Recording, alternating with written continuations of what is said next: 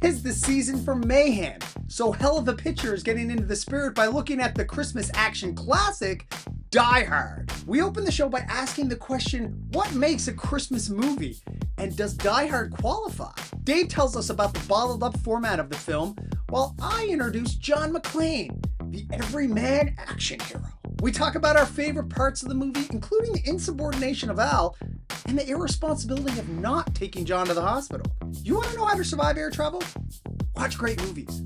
Or just listen to this week's episode of Hell of a Picture.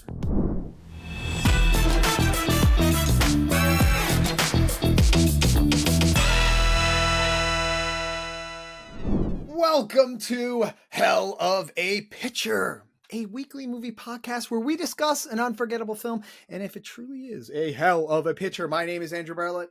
I'm sitting across the internet, as I do each and every week, from the Hans Gruber to my John McClane. Had to. Mr. David Hollandshurst. That was an excellent analogy, as I like to talk in a ponderous, menacing way. There's my Rickman. Pretty good, Albert. That's pretty good, Rickman. Not bad. I got a little nervous, but I mean, you draw out each word. It's very protracted. Yep. It's really a lot. It's a lot of Snape, and I mean, obviously a lot of Sheriff of Nottingham. Ah, yes. Yeah, I like the, I'm a big fan of the Rickman when he's doing the American accent. Oh, God. Oh, no. And he's like trying to hide his like very thick accent. Great. It's amazing. Because we're doing Die Hard, man. We're doing Die Hard today. Look, I even got the shout out my brother Jerem for lending me his Nakatomi Plaza Christmas shirt. I'm rocking that. Very fine shirt. Man. Love this Die Hard. We're sort of broaching this little run of films on atypical Christmas movies. Maybe we'll touch on if it is a Christmas movie or not. A debate that gets brought up a lot with Die Hard. It does. So let's get into the rundown, man. Let's get into it. Let's bring people up to speed on Die Hard. Let's do it. Now, at this point, if you don't know the plot of Die Hard in short form, I don't know what else to say other than New York City police detective John McClane goes to visit his recently estranged family in L.A. for Christmas. After landing, he is whisked off via limousine to the Nakatomi Plaza, where his wife Holly and her co-workers are having a lavish holiday party on Christmas Eve of all nights. I would just let people go home, but that's me. I mean, I'm not running the Nakatomi Corporation. But rather than a silent night, we are treated to a raucous affair where an elite squad of Eurotrash terrorists arrive and hold the party hostage, ostensibly for the release of comrades, but in actuality, as part of a plan to steal $650 million in negotiable bearer bonds from the Nakatomi vault. John, armed only with his pistol, his guile, and one truly resilient tank top, takes it upon himself to battle the bad guys and save Christmas. Die Hard was released in 1988 and very loosely based on the novel Nothing Lasts Forever by Roderick Thorpe.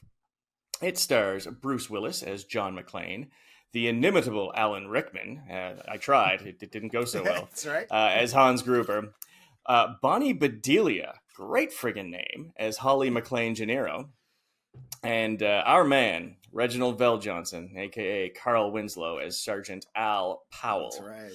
And so, as mentioned, film came out in 88, and at that time, Bruce Willis was mainly known as a television actor.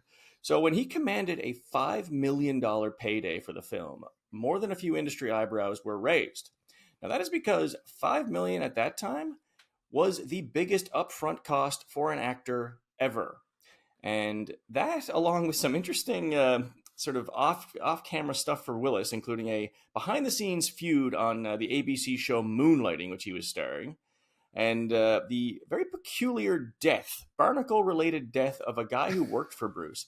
This all made for some pretty bad press leading up to the release. In fact, test audiences were very sour on Willis, and we're even down on a poster where he was featured prominently. In fact, it tested lower than any poster ever tested by the studio in history. So things were not looking good for Die Hard leading up to release.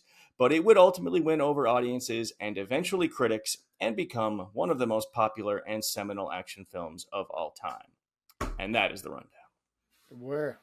Man, I didn't even know about that stuff. Barnacle related. Yeah, a guy in his employ died scraping barnacles off his boat. It was really weird. Like it sort of Wow. It shrouded him and the production in this just really negative kind of pall. And I don't know what the beef was on the scene and the set of Moonlighting, but it was apparently most people were not Team Bruce. I guess whoever the other cast member was, that's who they were siding with. So it was a tumultuous lead up to this release, but boy did it ever find its footing. Yeah, and it has lasting appeal, which is why we're talking about it today. And one of the questions we always bring up, that everybody brings up, is like, is Die Hard a Christmas movie? So like, let's like just get into that right off the hop. Like, what makes a Christmas movie? Like, what makes this so distinguishable, and what makes Die Hard so questionable in that idea?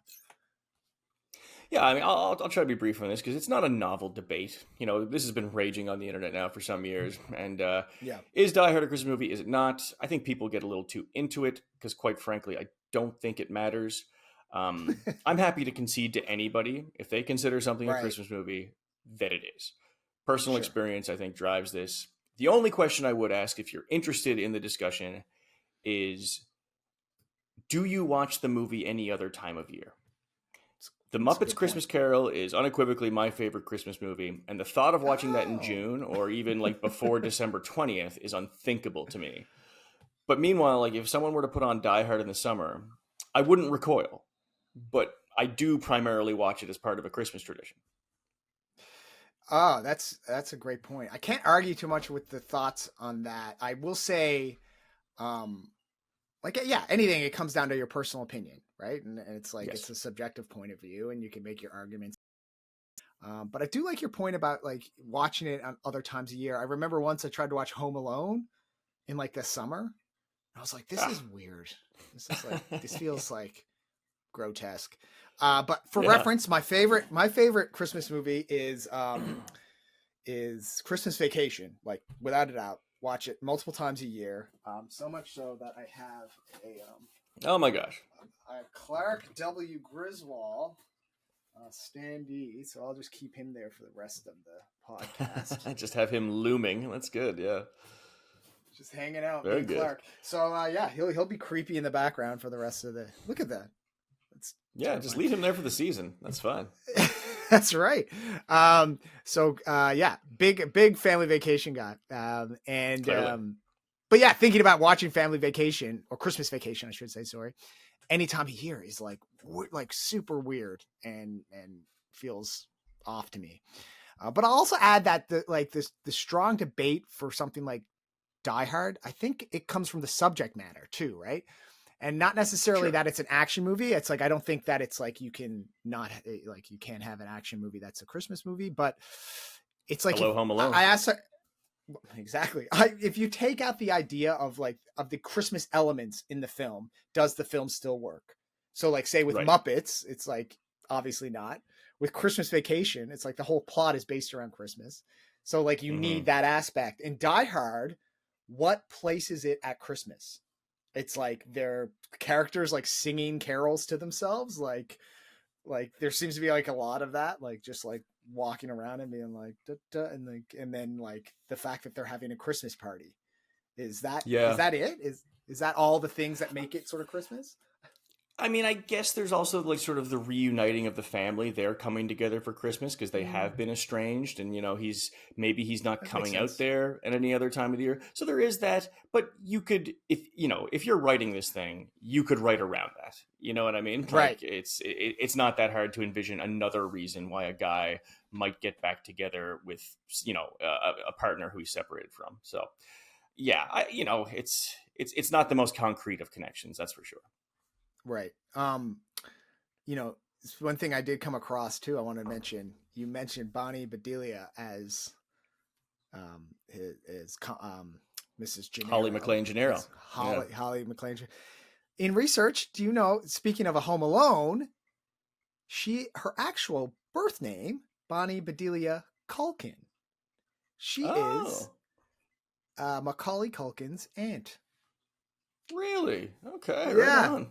So there you Very go. cool. There's a connection between Home Alone and Die Hard. There you go. Not well. I mean, there's a deep there's more than that connection. I mean, for sure. I mean, for some people, I think very aptly have described Home Alone as Die Hard for kids, and it's yeah, they're not wrong. They're not wrong. I Yeah. would say So it's pretty sound. so getting back to the idea of it, like this action, I mentioned the action genre, and like you could have an action genre in a Christmas film, but what action like Die Hard did something different when it sort of came out. Can you like sort of like talk a little bit about just the action genre in general? Because Die Hard was different than a lot of the action movies that were coming out that time. Yeah, people do, and we've just touched on it just now about how influential Die Hard was and continues to be. And if you're wondering, for the first time how it is, it can be easy to miss, and it's precisely because it did alter the genre that it's easy not to recognize that fact when considering it from a 2024 vantage, because so much of what this movie did differently is very much convention at this point.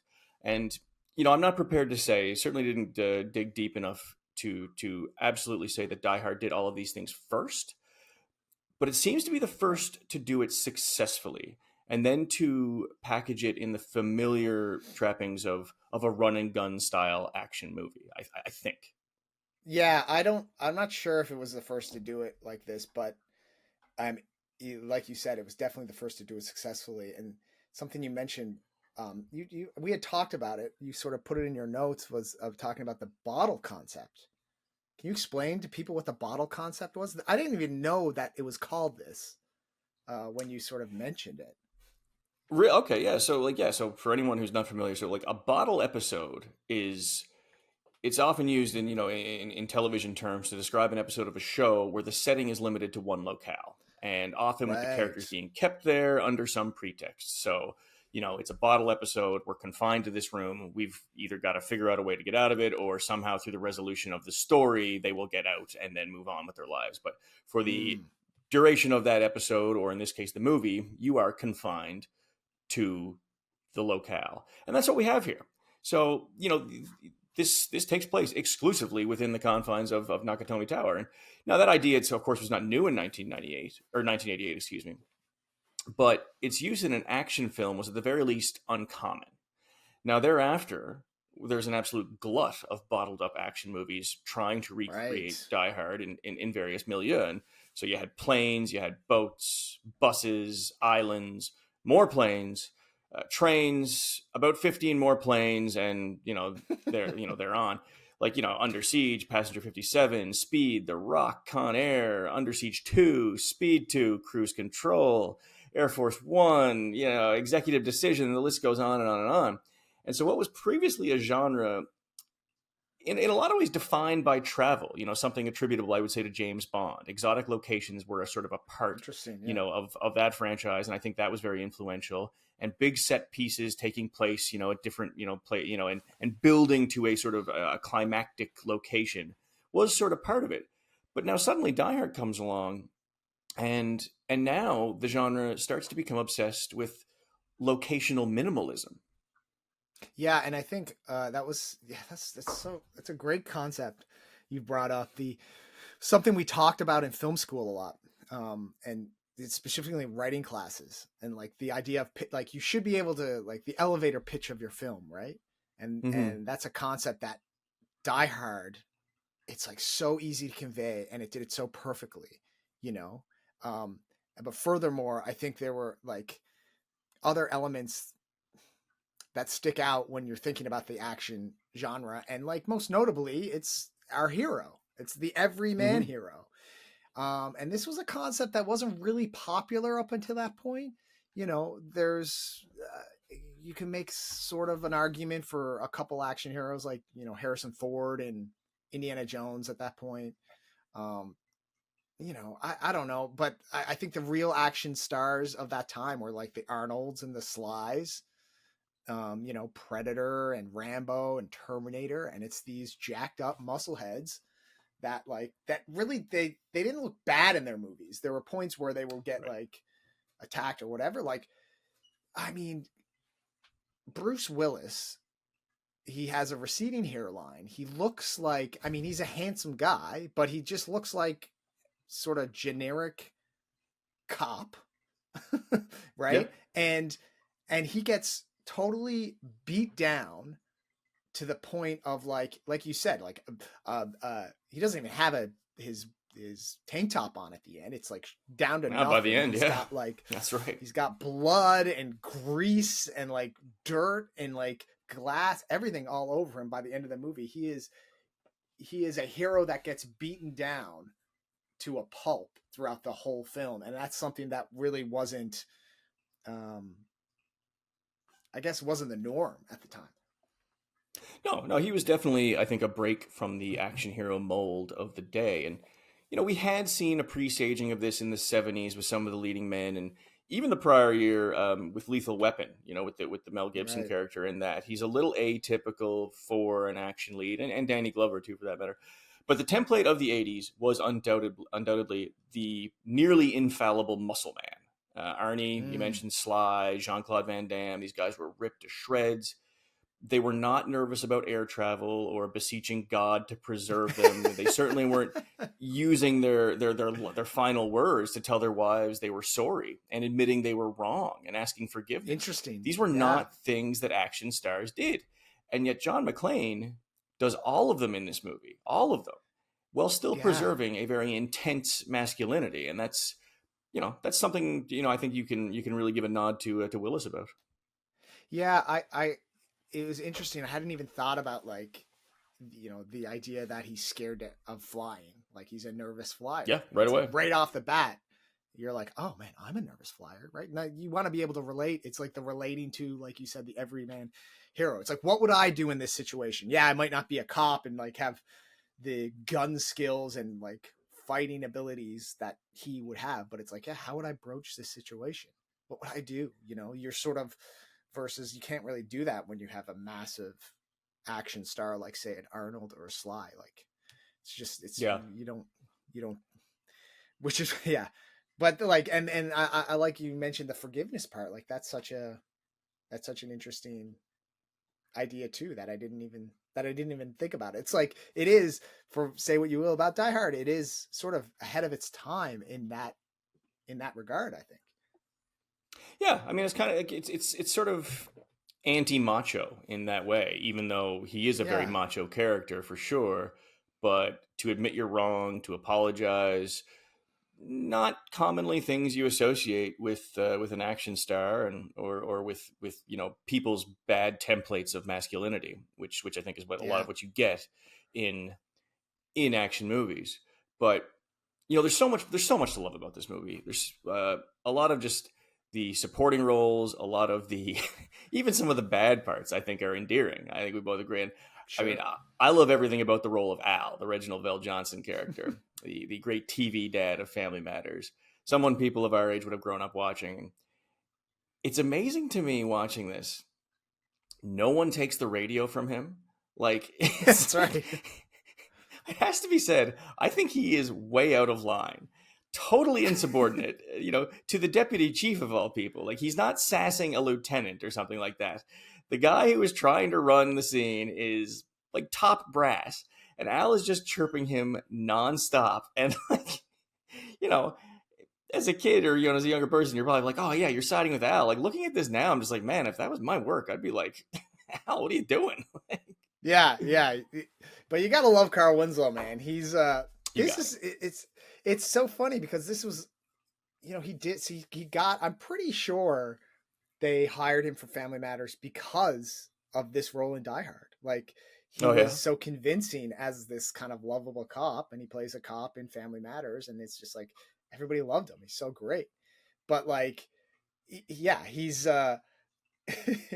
he's got a unique sort of the bumbling chief of police and the bumbling FBI agents. I mean, they seem repetitive in this day and age, having seen that sort of character. But again, like when you're watching this back then, I would assume that it's just like, man, like, yeah, you need like these people that you hate on the outside, as besides the terrorists, these people that are going to foil the plan of John McClane, even though they're supposed to be good guys. Yeah, I think the meddling chief, or FBI AI agent or whatever like that. It's that's been around for sure. That is definitely a trope at this point. But I love too when he's talking to to John McClane on the radio, and he's like, "Hey, look, I love you. A lot of the guys down here, they feel the same way." Like, is he going around like taking a poll with the other officers? Like, hey, do you guys like Roy? Like, it felt very junior high. Like, it was almost like he was asking around if people like him or something like that. And yeah, like lastly on the Al character, it's so great to me that his redemption arc is learning to kill again. Like, he's off the street because he killed a 13-year-old. And then the happy ending for him is that now he's over that and he's once again able to take a life. Roll credits. Al has shot someone. Merry Christmas. Yeah, what about Carl in that scene? He's coming back from the dead. Like, that's right. I mean, he was literally being hung in the 30th floor. And it wasn't like, it's like, I could almost believe it when he's being hung and then Bruce Willis runs off, and then you don't see him again. But we see him again after they're leaving the roof, that all the people are coming down and they run past him again. And he's just like hanging there. So it's like, he's like, obviously he's been up there for some time. He's on the 30th floor. Yeah. Like, how does he come back from the dead to kind of kill? Yeah. And this crazy thing about that scene is, if you watch, I was sort of watching it and I was like looking at everything in the back, and they just have like kind of like cops like running around with like massive machine guns, and like it was like they're all over the place. It's like literally cutting, like John and Holly are coming out of the building and there's just a guy like walking in with like a massive assault rifle. It's like, are we just like, but he's going into the building. Why is he bringing? And like, how is it that Al is the only one to shoot him? Everybody just dives, takes out the gun, and he's just like, everybody's diving except for, but for me, I can forgive that ending for the 90 minutes of awesomeness before. Cause it's like, I get it. I'll let that pass. And even the moment before when they have the kiss, not the kiss in the limo, but the kiss up in the 34, it like actually feels like pretty authentic, like that the kiss that often happens at the end of an action movie or whatever. It's like, oh, you're gonna kiss him now, but it actually feels, because they've had the fighting before too. Like, you've witnessed it from earlier on in the movie where he's like a piece of shit to her when he arrives, and it's like, that's right, and it's really intense. He pulls her up and they're just kind of hugging and he kind of kisses her, and it's not this like dramatic moment of like focusing on the kiss. It just feels like an authentic embrace. But then they kiss again in the limo, so. Yeah. Also, that they just get to hop in the limo and leave is totally laughable. Like, first of all, this man needs medical attention. He has been shot multiple times, beaten, walked on broken glass, flew through glass. He hasn't eaten in hours. Probably got low blood sugars. Someone needs to be the adult here and send this guy to the hospital and maybe give a police statement. I don't know. Like, this ends with almost like a job well done kind of vibe, as though there are no loose ends to address from an investigatory point of view. The death toll includes, at the very least, 2 hostages, a 4-man helicopter crew that featured 2 FBI agents, however many cops fit in that armored vehicle, and then the whole crew of terrorists. There are questions that need answering. You don't just get to leave. Yeah, like, you don't get to leave at that point. But everyone's cool with it. It's amazing. Man, speaking of the 2 hostages, Mr. Nakatomi, he gets a pretty brutal killing. But I gotta say, like, one of my favorite characters, whole movie, love Ellis. Like, love Ellis. I'm surprised that actor, his name is Hart Buchner. Like, he's not really in anything else. And I was like, I loved him. It's like doing coke in the table. I was like, you forgot, it's like, it's amazing. He's, he has a Hans Booby, who loves you more than I do. Like that's right. Hans, we're it's like put the gun down. We're doing radio. This isn't TV, man. It's like he plays it so good. I love him. I guess he hit his high with that role. Like, I mean, after that, there was Yeah. nowhere to go. So it's just like he walked off. And I mean, But Alan Rickman, you've also got Alan Rickman. You got Rickman. He talked about, I mean, talk about the peak. But he keeps going up in his career after this. But I mean, he's just like, he was the quintessential charismatic villain in this. He's just so cool and smooth. Absolutely, yeah, sinister, but in control, and just maybe the greatest evil character actor ever. I mean, I don't know. That could be a bit of a stretch because I can really only recall a couple of instances. There's this, and then there's Robin Hood, Prince of Thieves, which it ranks very high for me, and maybe a little bit of Potter as well, but that's kind of a red herring, of course, because spoiler alert, he turns out to be a good guy. But I could just listen to Alan Rickman do villainous monologues all day long, and but I really wish we got a chance to hear more of them. Yeah, but like the Potter, I mean, he's essentially a villain for 95% of those. Yes, he is. Yes, he is. You're right. And he certainly affects the air of a villain. Yeah, Mr. Potter. Yeah, he's just but let's not forget, speaking of Christmas movies, I mean, his most villainous role, which was in Love Actually, where he like totally of course, yeah, that's right. bought the necklace for his hooker assistant, and that's right. Oh, Love Actually, where the whole world fell in love with Colin Firth. That's right. And everybody made us hate Alan Rickman that much more.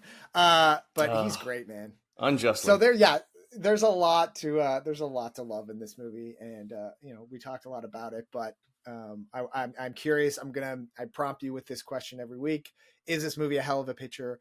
And I will also ask: is it a hell of a picture? But is it also a essential or quintessential Christmas movie? What are your thoughts?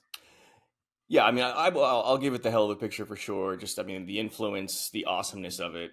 It's short, it's sweet. I mean, it comes in like just over 2 hours, so it's not super short, but like, it feels like it is focused, and like this thing, it sets you up and then you go, and it's just, it's fun to watch all the time.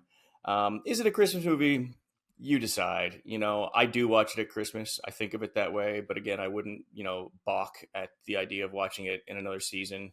Make up your own mind. It's really not that important. That's my stance on it. Okay, I agree. For me, hell of a picture, without a doubt.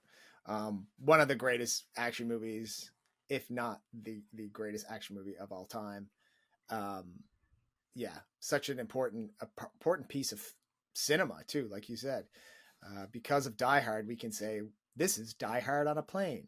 This is Die Hard in a family home.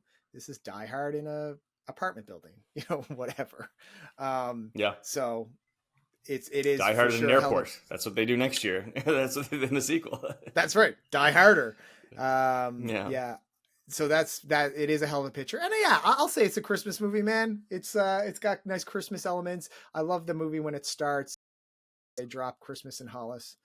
They run DMC Classic in the car with we didn't even mention him, but his limo driver, Argyle. Yeah. That's a great little thing. And so it's I watch it around Christmas, and I think a lot of people do. So let's call it a Christmas movie. Let's do. All right. You know what? Let's do it. So next week we're getting into another atypical Christmas movie, and you mentioned it already on this podcast. You want to let everybody know what we're doing next week? I did. Yeah, I did sort of foreshadow a little bit there, and it is the 1987 Richard Donner film starring one of the all-time great duos, Mel Gibson, Danny Glover. Lethal Weapon, baby. Lethal Weapon. Man, it's been a long time since I've watched Lethal Weapon, and I'm so excited. I totally even forgot it was considered a Christmas movie, so where a lot of people do. Yeah, not by many. It doesn't even get brought up in sort of the atypical conversation very often. Like at least I don't hear it, but I'm not involved in all of those discussions, obviously. But it does take place at Christmas. Much like Die Hard, it's got some Christmas. There are Christmas carols in it. There's certainly Christmas imagery, and maybe even some themes too. You know, who knows? Yeah. We're gonna dive into it, and we're gonna see, and we'll figure out if it is a hell of a picture. We're going back a year or two earlier than Die Hard, so yeah, I love this. The atypical Christmas movies. Very fun. So yeah, very fun. Okay, it's that time of year. So for David Hollingshurst, my name is Andrew Bartlett. Oh, and also for Clark W. Griswold. This has been another. He's Chevy Chase, and you're not. That's right. This has been another episode of Hell of a Pitcher.